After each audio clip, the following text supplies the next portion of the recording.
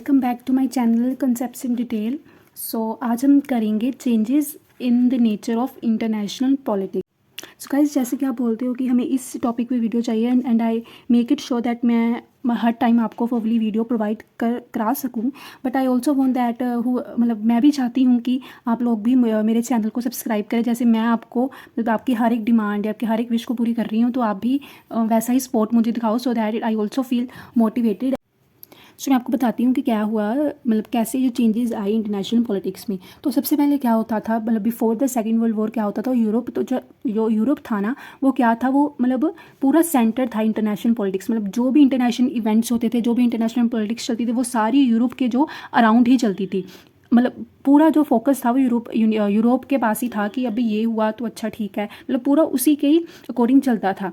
But ये जो है इन्फ्लुएंस काफ़ी ज़्यादा डिक्रीज़ हो गया यूरोप का after the second world war. Second world war के बाद में ऐसा क्या हुआ है ना, तो क्या हुआ कि जैसे फॉर एग्जांपल काफ़ी ज़्यादा जो स्मॉल स्मॉल मतलब कंट्रीज़ थी, जिनके ऊपर बड़े बड़े जो नेशंस थे, उनका पूरा ना अधिकार था, पूरा राइट था, उन्होंने उसके ऊपर ज़बरदस्ती अपनी सोवरेंटी चलाई हुई थी, अपनी मतलब हमारे आप हमारे अंडर हो। तो वो क्या हुआ, वो सारे इंडिपेंडेंट हो गए, छोटी छोटी कंट्री। फॉर एग्जांपल जब रशिया भी ब्रेक डाउन हुआ तो काफ़ी सारे लाइक इथोपिया, ठीक है, और भी यूक्रेन वगैरह, ये सारे जो है अलग हो गए रशिया से।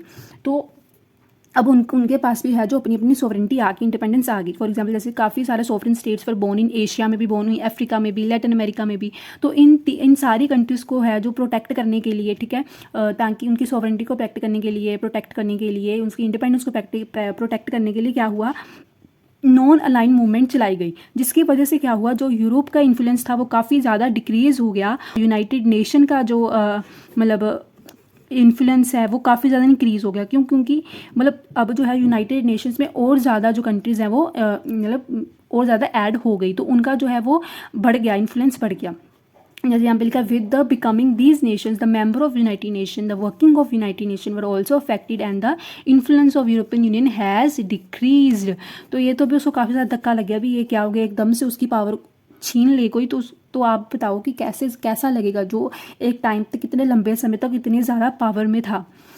सो बिसाइड दिस न्यूली, तो मैंने ये आपको बता दी कि कैसे उनको प्रोटेक्ट करने के लिए नॉन अलाइनमेंट मूवमेंट चलाई, ताकि उनकी सॉवरेंटी को प्रोटेक्ट कर सके, ताकि कोई फर्दर दोबारा कोई कंट्री आके ये ना बोल दे कि नहीं नहीं, इस टाइम पे तो हम आप पे राज करते थे, इसलिए ये कंट्री हमारे अंडर है। तो अब ये उन पर ऐसा कोई भी नहीं कर सकता।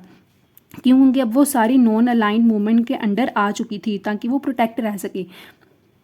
तो फिर उन्होंने बताया कि कैसे इंपॉर्टेंट रोल प्ले किया इंटरनेशनल लेवल पे, किसने, जो हमारी जो वो बनाई गई थी नॉन अलाइंड मूवमेंट। तो उसके बाद उन्होंने क्या किया, एज अ रिजल्ट जो है वो कहते हैं ओबियस है, जो सुप्रीमेसी थी यूरोप नेशंस की सारे इंटरनेशनल लेवल पे, वो क्या चैलेंज हो गई। क्यों? क्योंकि अब जो है उनकी कोई नहीं सुनता था। अब वो सारी अपनी बोलती कि अब हम इंडिपेंडेंट हैं, तो हम आपकी क्यों सुने। पहले तो वो था ना कि उनकी सुननी पड़नी थी, क्योंकि दैट टाइम जो पूरा इवेंट था इंटरनेशनल लेवल पे वो उनके अराउंड घूमता था। तो अब वो बोलते हम आपकी क्यों सुनी। तो उनको ये भी कहा गया, द न्यूली इंडिपेंडेंट नेशन को ये भी कहा गया कि आप अपनी जो इंटरनेशनल इकोनॉमिक लेवल है वो भी आप उसको इन्हांस करो, उसको इस्टेब्लिश करो, अपनी इकोनॉमी को भी अच्छा करो, ताकि मतलब वो ताकि डिपेंडेंट ना रह पाए किसी भी कंट्री के ऊपर। ओवैसे अगर किसी कंट्री के ऊपर हमें डिपेंडेंट आ भी जाती है, तो फिर क्या करेगी, होली होली वो कंट्री उस पर कंट्रोल करना शुरू कर देती है कि हमें तो तूने हमसे लोन लिया है, अभी तुझे तो अब हमारी बातें सुननी पड़ेंगी। ओवैसे लोन तभी ले सकती है क्योंकि उसके पास पैसे नहीं है। अगर उसके पास पैसे नहीं है तो वो उसकी मतलब लोन अभी चुका नहीं पाएगी। तो अगली कंट्री बोलेगी तूने हमसे लोन लिया तो तुझे तो हमारे अंडर आना ही पड़ेगा, ताकि वो इकोनॉमिकली इंडिपेंडेंट भी हों। इसलिए उनको कहा कि आप ये भी आप अपने इंटरनेशनल लेवल पे उसको सेटअप करो, सो दैट आप मेंटेन अपनी इंटरनेशनल ऑर्डर जो है आप बना सको, डिफ़िकल्टी ना हो आपको कल को।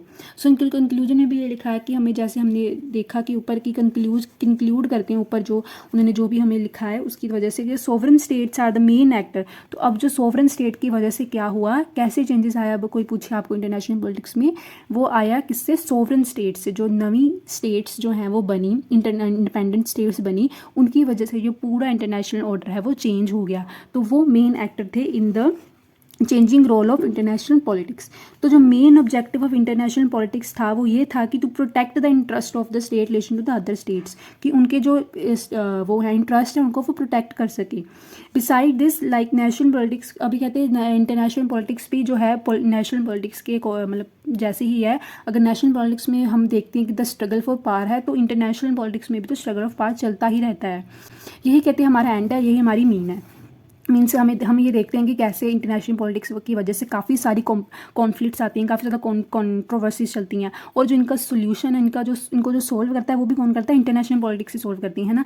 जैसे हम यूनाइटेड नेशंस में लेके चले जाते हैं अपना मुद्दा, पर यह है कि इंटरनेशनल पॉलिटिक्स में ही अगर कोई हमें मतलब कोई कंट्रोवर्सी हमारी कॉन्फ्लिक्ट चलती है तो हमारा सोल्यूशन भी वहीं पे ही जाके होता है। सो काफ़ी सारे कहते हैं अभी स्कॉलर जो है इस पे जो है मेन एम्फेसिस डालते हैं on the study of international politics, पर वो स्कॉलर्स ये भी बोलते हैं कि हमें ये भी पता है कि कोई भी सब्जेक्ट है वो इंडिपेंडेंटली रीड नहीं किया जा सकता, उसको हम समझ नहीं सकते। तो वो मेनली फोकस इस पे भी करते हैं कि इंटरनेशनल पॉलिटिक्स को उन्होंने किसका हेल्प ली है इंटरनेशनल पॉलिटिक्स को समझने के लिए, उन्होंने एनालिटिकली स्टडी की ली है, साइंटिफिक मेथड से उन्होंने समझने की कोशिश की है।